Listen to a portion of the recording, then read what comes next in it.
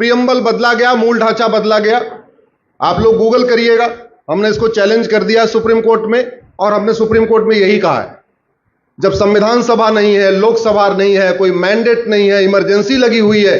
Emergency 75 में शुरू हो चुकी थी, सारे लीडर ऑफ अपोजिशन जेल में थे। न्यूज चैनल केवल एक था, डीडी न्यूज, वो सरकार के कंट्रोल में था, वो कुछ दिखा नहीं सकता था। जितने अखबार थे उनका बिजली पानी का कनेक्शन कटा हुआ था। अखबार वाले किराए का जनरेटर लेके अखबार छाप रहे थे। 1975 में उनका पानी का कनेक्शन कटा हुआ था, घर से बेचारे पानी लेके आते थे और शाम को जनरेटर चलता था तो फिर अखबार छपता था। ऐसे समय में आज लोकतंत्र की बात करने वालों ने 76 में इसको बदला था। खुशी इस बात की है कि सुप्रीम कोर्ट में अपनी पिटीशन चल रही है, रिजेक्ट नहीं हुई है, एडमिट हुई है, फिर जुलाई में सुनवाई होगी। मुझे पूरा विश्वास है कि ये जो संविधान के साथ धोखा हुआ है, इस धोखे को या तो सुप्रीम कोर्ट ठीक करेगा या आने वाली संसद ठीक करेगी, लेकिन इस धोखे को ठीक करना जरूरी है कि जो बेसिक स्ट्रक्चर बदला गया उसको अनडू करना जरूरी है।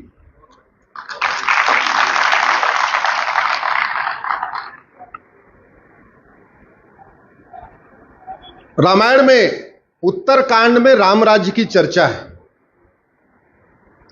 लिखा हुआ है, सब नर करहीं परस्पर प्रीति और चलहीं स्वधर्म निरत श्रुति नीति।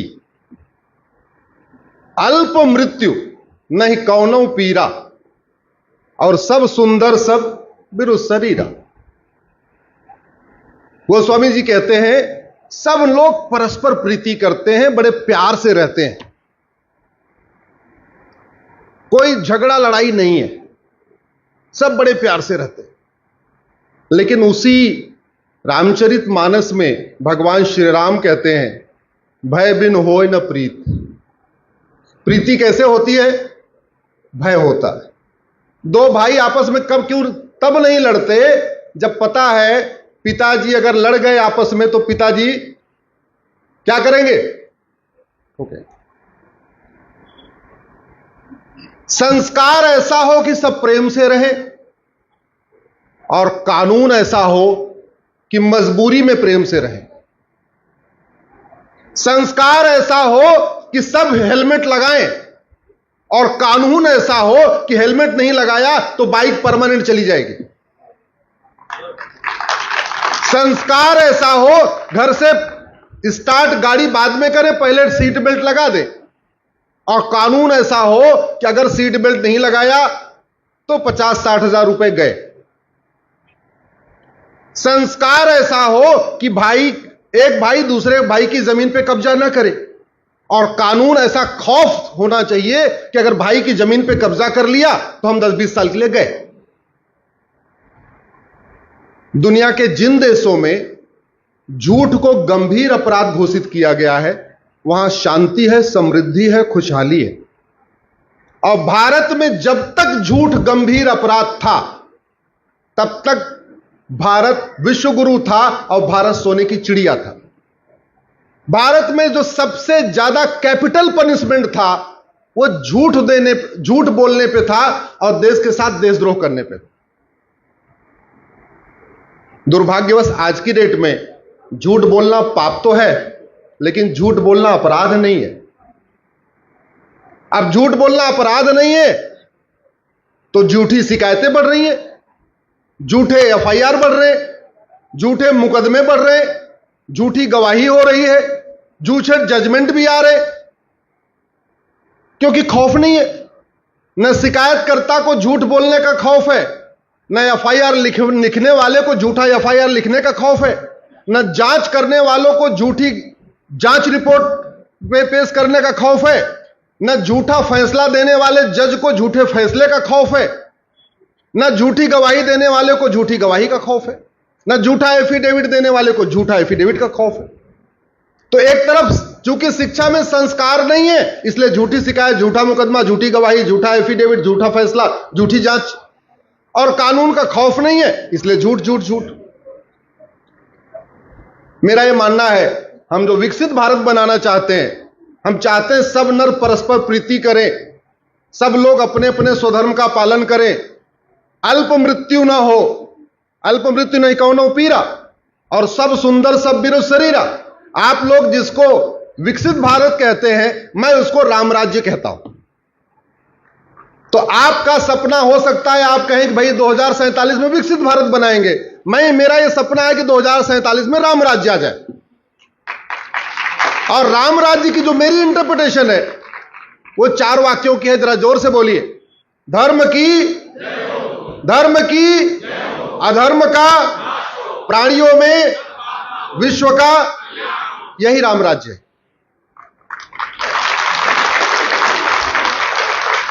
धर्म की जय करना समाज का काम है।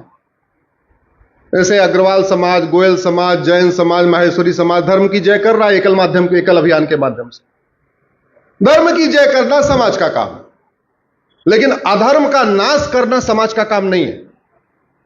अधर्म का नाश करने के लिए आप इनकम टैक्स देते हैं, टीडीएस देते हैं, वैट देते हैं, जीएसटी देते हैं। आपने हवलदार अपॉइंट कर रखा है, आपने थानेदार अपॉइंट कर रखा है, आपने तहसीलदार अपॉइंट कर रखा है, आपने पेशकार अपॉइंट कर रखा है, आपने कलेक्टर अपॉइंट कर रखा है, आपने कमिश्नर अपॉइंट कर रखा है, आपने सांसद इकट्ठा कर रखा है, आपने विधायक बना रखा है। यह विधायिका, कार्यपालिका, न्यायपालिका, इन तीनों का क्या काम है? अधर्म का नाश करना। विधायिका का काम है कठोर कानून बनाना, खौफ पैदा करने वाला कानून, जिससे अधर्म करने के पहले उसके रोए कांप जाए। जुडिशरी का काम है इतने जल्दी जल्दी क्विक डिसीजन देना। आज आदमी अधर्म करे 6 महीने के अंदर सजा। और खबर पालिका जिसको मीडिया कहते हैं, इसका भी काम केवल समस्या दिखाना नहीं है। मीडिया का काम है समस्या, उसका मूल कारण, अस्थायी समाधान बताना। दुर्भाग्यवश ये चारों जो स्तंभ हैं ये थोड़े डगमगा गए, हिल गए। इन्हीं को जगाने की जरूरत है। ये आप जैसे युवा ही कर सकते हैं। मेरा यह मानना है कि भारत में जस्टिस विद इन ईयर हो जाए, 1 साल के अंदर मुकदमों का फैसला शुरू हो जाए, भारत में राम राज्य आ जाएगा। और 1 साल के अंदर मुकदमे का फैसला कैसे होगा इसको समझिए।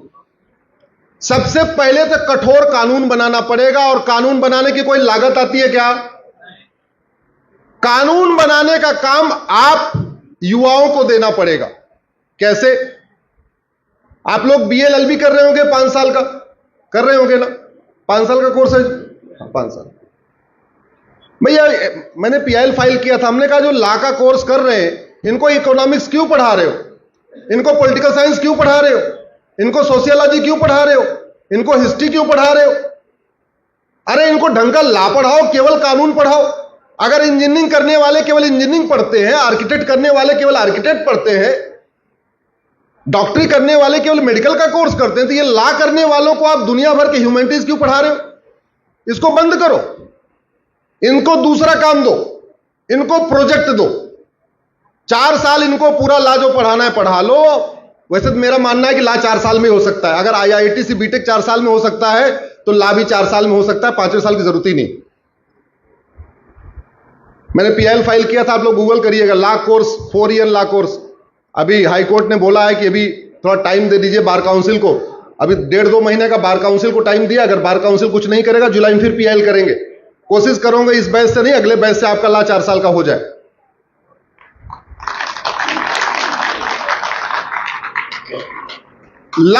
भारत में 1700 लॉ कॉलेज हैं। अगर प्रत्येक लॉ कॉलेज में प्रोजेक्ट के रूप में फाइनल ईयर में यह कह दिया जाए, आप लोग भारत के कानूनों को, जो तथाकथित डेवलप्ड कंट्री हैं उनके कानूनों से कंपेयर करिए और कंपेयर करके बेस्ट कानून का ड्राफ्ट बनाइए।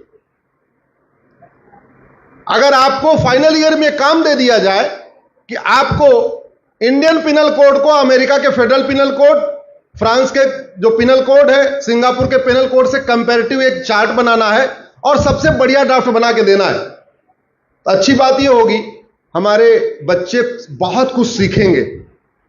अभी वो क्या हो रहा है, भारत के कानूनों को सीख रहे हैं, भारत के ही कानूनों को पढ़ रहे हैं, भारत का सीआरपीसी पढ़ रहे हैं, भारत का आईपीसी पढ़ रहे हैं, भारत का एविडेंस एक्ट पढ़ रहे हैं।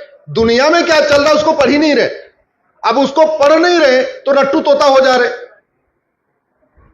आदमी का ब्रेन तो तब होता है ना जब कंपैरेटिव देखे, अच्छा ये बताओ ये अमेरिका में ये है, सिंगापुर में ये है, फ्रांस में है, भारत में ये है, कंपैरेटिव में बेटर क्या है वो देखे। भारत में 1700 लॉ कॉलेज है। हर लॉ कॉलेज साल में अगर एक कानून का बढ़िया ड्राफ्ट बना के दे दे तो साल में कितने कानून नए बन गए? 1700। कोई खर्चा आया सरकार का? नहीं। सरकार को बैठे बैठाए 1700 बेस्ट कानूनों का ड्राफ्ट मिल गया। हमारे युवाओं को अच्छा इस पे लर्निंग हो गई, उनके साथ जो फैकल्टी है उनको भी बढ़िया, उनके साथ भी एक रिसर्च का उनके मौका मिला, इंटरेक्शन का मौका मिला, वो भी सीख लिए।